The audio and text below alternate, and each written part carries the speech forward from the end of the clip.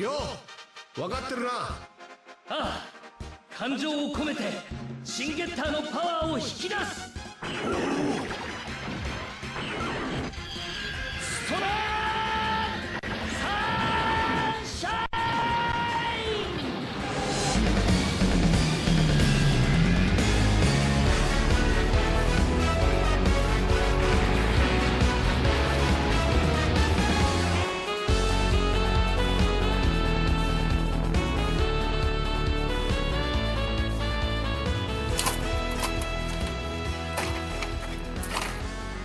Hello and welcome back to another Plamo review. Today we're taking a look at the SDCS Shin Getter. Alright, and starting off as always with the articulation, we're going to be going with the cross silhouette form since, you know, extra joints. Basically the SD is the same, just without the knees or elbows. The head is on a ball joint as well as a hinge, though the hinge is basically useless. Because it really just makes the head rock back and forth a little bit. You can look about that far up, that far down, though even when you look down, because of the way the eyes look, he just looks angry rather than looking downward, which is completely fine and fitting of Shin Getter. And you get a slight head tilt side to side, as well as about that far to either side. And yeah, the chin bumps into the tomahawk extender thingies, so have these ever been given an official name? Whatever. And the shoulders are on a weird joint inside. It's basically how a lot of high grades use their polycaps, with a hinge forward with a ball joint, but it can also slide out on a track for even more range, and you can really get the arm across the chest with this. It's pretty impressive, and of course because of the ball joint, full rotation. Then there's a hinge in the shoulder for 90 degrees out to the side, and even with a little bit of hollowness there, it fills it in quite nicely. It looks fairly organic. Then 90 degrees at the elbow, well, 45-ish. You can get a little bit more if you use the extra ball joint, so 85, let's say, as well as a rotation. And there is actually a rotation here, though just because of the way the cut works on it, you're not getting a ton of movement there. Hands are on a ball joint, a little bit tight, just because it's a full socket, but does work fine. Then there's a ball joint here in the waist for a pretty good wiggle, as well as a pretty good waist rotation. The hips actually use master grade style joints, which, wow, the Super Robot frame actually really impressed me that way. You can hinge it all the way down there to get pretty much a sitting position if you feel like it. As well as there's a ball joint, which allows you to, if it doesn't pop out, swivel the hip. Then there's a knee joint for just under 90 degrees. There's also a rotation both above and below that, and the feet are on a backwards facing ball joint. Given how bulky the leg is on this, you don't get a ton of use out of that, but it does mean you can angle the feet down pretty far.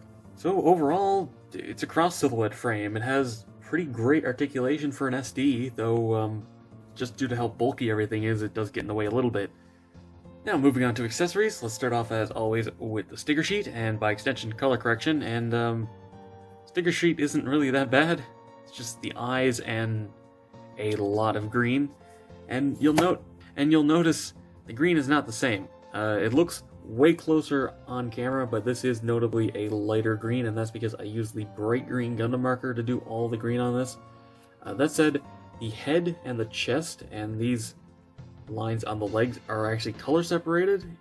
I did paint over them just for consistency, but yeah, it is a slightly different green.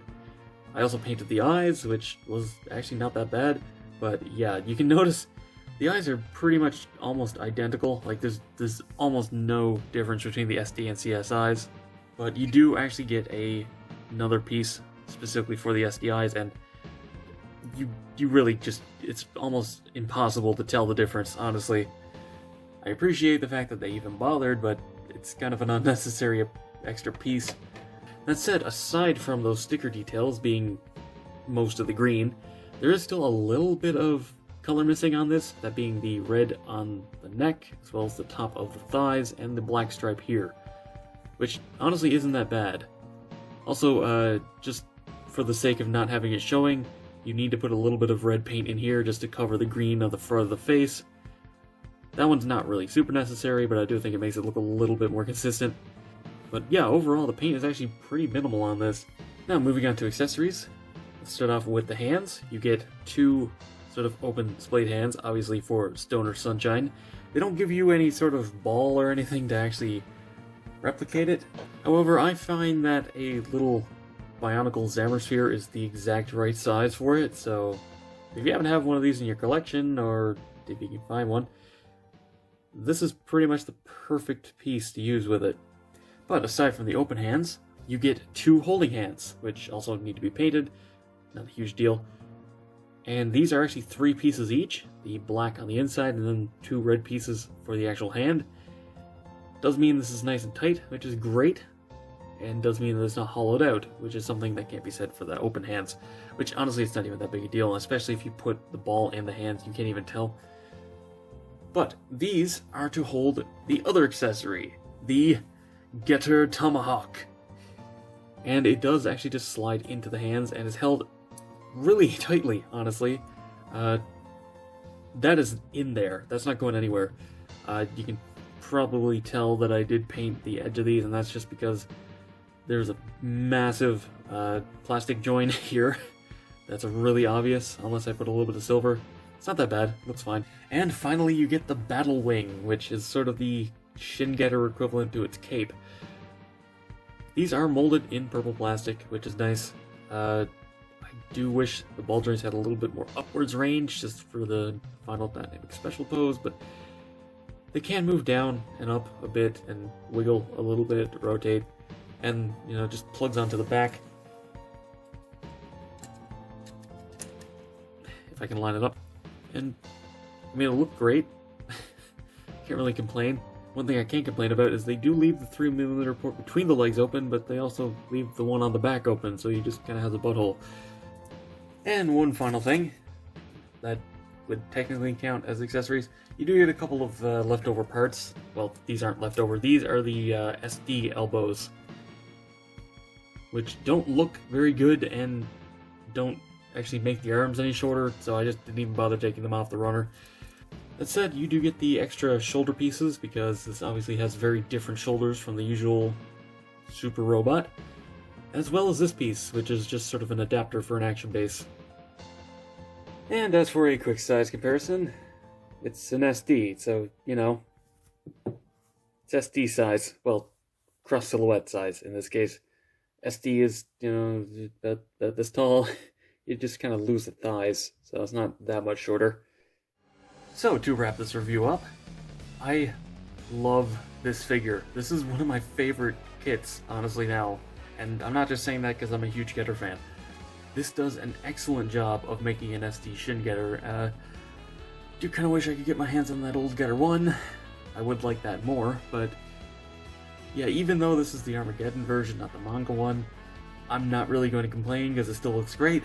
That's pretty much all the articulation you'd want out of at least an SD Shin Getter. The color correction is really minimal and very easy because all the green is inlaid. And just overall, this kit really impressed me.